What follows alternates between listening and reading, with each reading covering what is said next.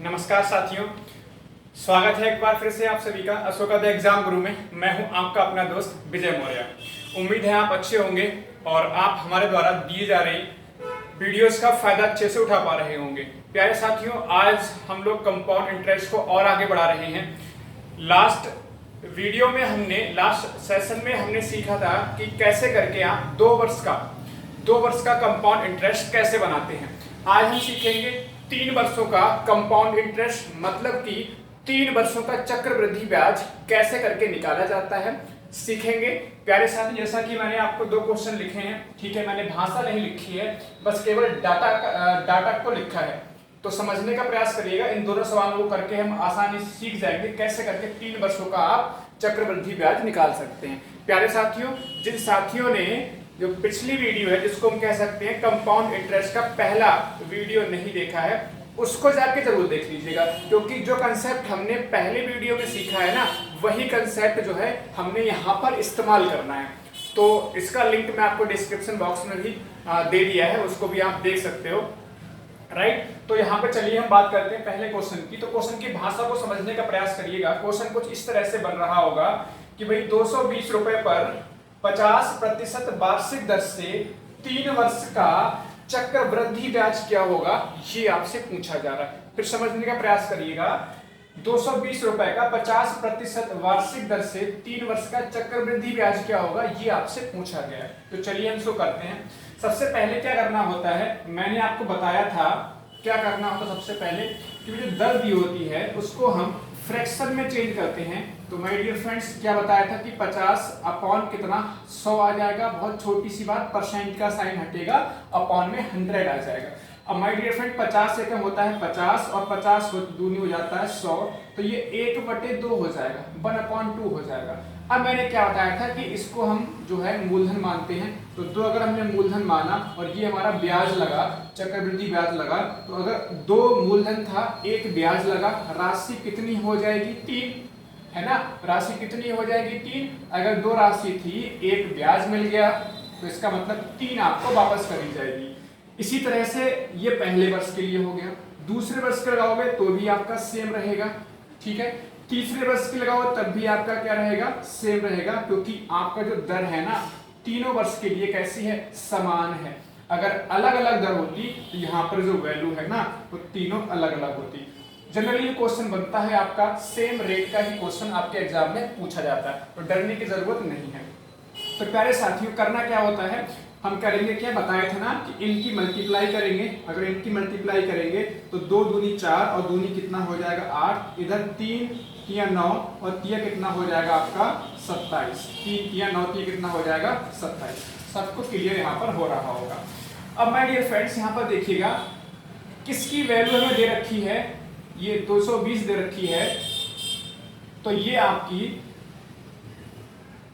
मूलधन की वैल्यू दे रखी है, 8 की वैल्यू दे रखी है। अच्छा, यहाँ पर देखिए, अगर 8 हमारा, देखो 8 हमारा क्या है, मूलधन है, 27 हमारा मिश्रधन है, ठीक है। ये जो वैल्यू होती बताया थे ना कि ये वैल्यू आपकी मूलधन कहलाती है और ये वैल्यू कहलाती है आपकी मिश्रधन। तो 8 राशि थी, 27 हो गई। इसका मतलब आप कहेंगे हमें जाके जो ब्याज मिल रहा है वो 19 का ब्याज मिल रहा है, ठीक है। 19 इकाई का आपको ब्याज मिल रहा है। मतलब कि हमने अगर कैसे भी करके 1 का मान निकल आए तो 19 का मान हम निकाल ले, हमारा आंसर मिल जाएगा।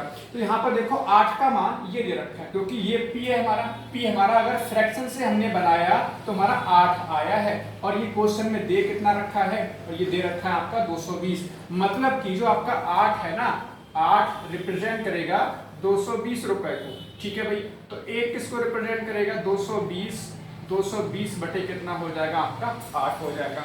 अगर यहाँ पर हम देखें निकालना कितने का वैल्यू है, 19 का वैल्यू निकालना है, तो 19 किसको रिप्रेजेंट करेगा, 220 मल्टीप्लाई बाई 19 और अपॉन कितना हो जाएगा 8। 4 से भाई कैंसिल करो, 4 दूनी 8, 4 पंजे 20 और 4 पंजे 20।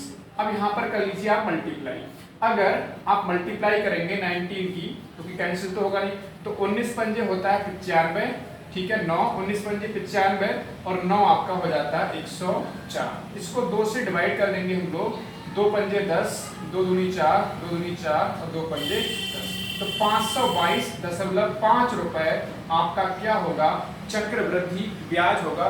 बस यहाँ पर इस बात को हमें समझना होगा ना साथियों कि हमें वैल्यू किसकी दे रखी है, उसकी वैल्यू उठाओ और इक्वल कर दो। यहाँ पर हमें मूलधन 8 आया था, हमारा दे कितना रखा है 220, तो 8 किसको रिप्रेजेंट करेगा, 8 220 को, 1 का मान निकालेंगे, इतना निकालना कितने का है, 19 का मान निकालना है। तो 19 का मान प्यारे साथियों कैसे निकालेंगे भाई, 19 किसको रिप्रेजेंट करेगा, 19 बराबर हो जाएगा 220/8 गुणे 19। बहुत छोटी सी बात है, 1 का मान निकालते हैं तो भाग करते हैं, जब अधिक का मान निकालते हैं तो मल्टीप्लाई करते हैं। देखो हर छोटी छोटी बात यहाँ पर बताने का प्रयास कर रहा हूँ जिससे आपको समझने में दिक्कत ना हो। ठीक है, हमने इसको सिंप्लीफाई किया, कैलकुलेट किया, हमारा 2 पंजे 10, 2 दूनी 4, 2 दूनी 4 और 2 पंजे 10, तो ये हमारा आंसर हो गया।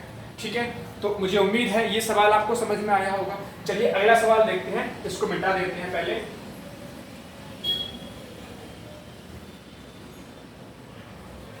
ठीक है, बहुत आसान मेथड है, बताया, कोई दिक्कत नहीं आएगी अगर आप इसको एक बार समझ लोगे। देखिए इसी मेथड से मैंने आपको बताया भी था कल कि हम लोग मिश्र धन भी निकाल सकते हैं, ठीक है, मूलधन भी निकाल सकते हैं और हमारा चक्रवृद्धि ब्याज भी निकल सकता है।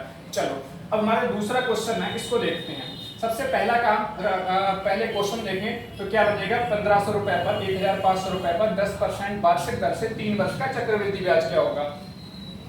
ठीक है, तो यहाँ पर देखो ध्यान से, ठीक है, चक्रवृद्धि ब्याज निकालना है तो 10% को प्यारे साथी कितना लिखेंगे, 1/10 लिख देंगे, कोई दिक्कत नहीं है। कैसे करके आएगा, 10/100 होगा ना, 0 से 0 हट जाएगा तो 1/, कितना आ जाएगा 10। तो 10 था, ठीक है, 10 था, 1 का ब्याज कितना हो गया 11, 3 बार लगाना है क्योंकि 3 वर्ष हमारे पास समय है। तो 1 बार लगा चुके हैं, दूसरी बार ये और तीसरी बार ये। अगर यहाँ पर मल्टीप्लाई करोगे सबकी तो 10 ढाई 100 ढाई 1000 हो जाएगा। इधर मल्टीप्लाई करोगे तो 11 11 आपका 121 होता है और 121 की गुणा अगर करोगे 11 से तो 1331 हो जाता है। क्लियर इतनी बात। अब यहाँ पर अगर हम ध्यान से देखें ना साथियों, ठीक है, तो हमें ये हमारा P होता है, फिर बता रहा हूँ ये हमारा P होता है, ये हमारा A होता है। इन दोनों का जो अंतर होता है, इन दोनों का अंतर हमारा चक्रवृद्धि ब्याज होता है। तो इन दोनों का अंतर कितना आ रहा है, 331 आ रहा है। ये हमने निकालना है, मतलब 331 की वैल्यू हमने निकालनी है। अब मेरे प्यारे साथी यहाँ पर देखो हमें क्या दे रखा है, P दे रखा है कितना 1500 और यहाँ पर कितना है 1000, मतलब 1000 आपका रिप्रेजेंट कर देगा 1500 को। ठीक है, 1500 को 2 जीरो से 2 जीरो हटा दो, जीरो हटाओगे 1 पॉइंट लग जाएगा, तो 1 की वैल्यू कितनी आ गई 1.5 आ गई। 1 की वैल्यू कितनी है 1.5 है। अब निकालना कितने का मान है 331 का, तो 331 का मान निकालोगे तो 1.5 मल्टीप्लाई बाई 331 हो जाएगा। मल्टीप्लाई करो पहले 15 एकम 15, ठीक है, 15 तिया 45 और 1 46, 15 तिया 45 और 4 49 हो जाएगा। पॉइंट कितने के बाद लगा हुआ है इसमें 1 के बाद, तो 1 के बाद पॉइंट लगाओगे तो 496.5, ठीक है, ये हमारा क्या हो जाएगा CI हो जाएगा। तो बहुत आसान तरीके से हम लोग कर सकते हैं, बस आपकी कैलकुलेशन सही होनी चाहिए। ठीक है भाई, एक बार फिर समझिएगा इस सवाल को। सबसे पहला काम देखिए, सबसे पहला स्टेप यही होता है कि हमने क्या करना होता है, जो रेट दे रखा होता है उसको फ्रैक्शन मतलब भिन्न में चेंज करते हैं, और भिन्न में चेंज करने का तरीका यही होता है कि परसेंट का साइन हटा लो और बटे में कितना आ गया 100 आ गया, 0 से 0 हट गया, हमारा 1/10 आ गया। तो 10 हमारा था, 1 का ब्याज लगा, 1 का ब्याज कितना हो गया 11 हो गया। ये 3 बार लगाना है क्योंकि हमें 3 वर्ष का समय दे रखा है। इनकी मल्टीप्लाई करेंगे, 10 ढाई 100 ढाई 1000, 11 11 121 और ये 1331। तो ये जो पहले वाली वैल्यू होती है हमारा प्रिंसिपल मतलब मूलधन होता है, जो बाद वाली वैल्यू होती है हमारा मिश्रधन होता है, और इन दोनों का जो अंतर होता है ना, इन दोनों का जो अंतर होता है ये हमारा चक्रवृद्धि ब्याज होता है। तो चक्रवृद्धि ब्याज कितना 331, लेकिन 331 कब आया है तो हमने फ्रैक्शन लगा के किया, भिन्न से किया है। अब हमें ये देखना होगा इनमें से किसकी वैल्यू दे रखी है। तो हमें 1000 का मान दे रखा है, तो 1000 का मान जो है ये हमारे पास है 1500, ठीक है, 1500। तो देखो अगर डाउट हो किसी के लिए तो 1 का मान कैसे निकालेंगे, अगर आप डायरेक्टली नहीं निकाल पा रहे हैं तो 1 का मान कैसे निकालेंगे, 1500 बटे यहाँ 1000 करेंगे तो ये 0 हटाएंगे, 2 जीरो और 1 जीरो हटेगा तो 1 के बाद यहाँ पर पॉइंट लग जाएगा, तो 1 का मान ये आपका 1.5 ऐसे करके जाके हुआ है। ठीक है भाई, ऐसे करके जाके हुआ है। तो ठीक है, तो 1.5 इस तरह से आया था। ये चीज तो आपको आती होगी मुझे उम्मीद है।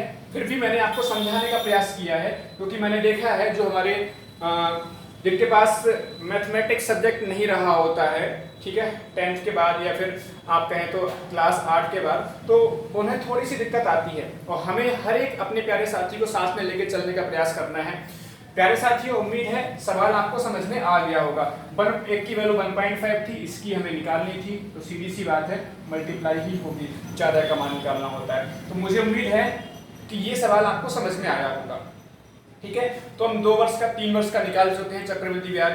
4 वर्ष के में क्या होता है कि आप एक बार यहाँ पर और लगा देते हैं। अगर मान लीजिए यहाँ पर 4 वर्ष होता तो 10 हमारा एक बार और, 10 से 11 एक बार और लगता, फिर इनकी मल्टीप्लाई हो जाती। अब देखिए 4 वर्ष का सवाल चक्रवृद्धि ब्याज का शायद ही कभी आपके एग्जाम में पूछा गया हो, क्योंकि जितने भी एसएससी बैंक और रेलवे का एग्जाम होते हैं उनमें भी 4 वर्ष का नहीं पूछा जाता है। बहुत रेयर केसेस में, बहुत कम चांसेस में 4 वर्ष का पूछा जाता है। उसका कारण यही है कि 4 वर्ष में क्या होता है, गुणा भाग जो होती है कैलकुलेशन थोड़ी सी बड़ी हो जाती है, तो सवाल नहीं पूछा गया जनरली। ठीक है, तो आपको 3 वर्ष तक ही पढ़ना है, 3 वर्ष तक की संभावना आपके एग्जाम में आने की है। 4 वर्ष का कैसे करेंगे मैंने आपको बता दिया, कुछ नहीं करना है। यहाँ पर 10 से 11 एक बार और लगा दोगे, फिर सबकी मल्टीप्लाई करोगे, बाकी सबका मेथड जो होगा सेम, पूरा प्रोसेस रहेगा वो सेम रहेगा, कुछ भी इसमें चेंज नहीं होगा।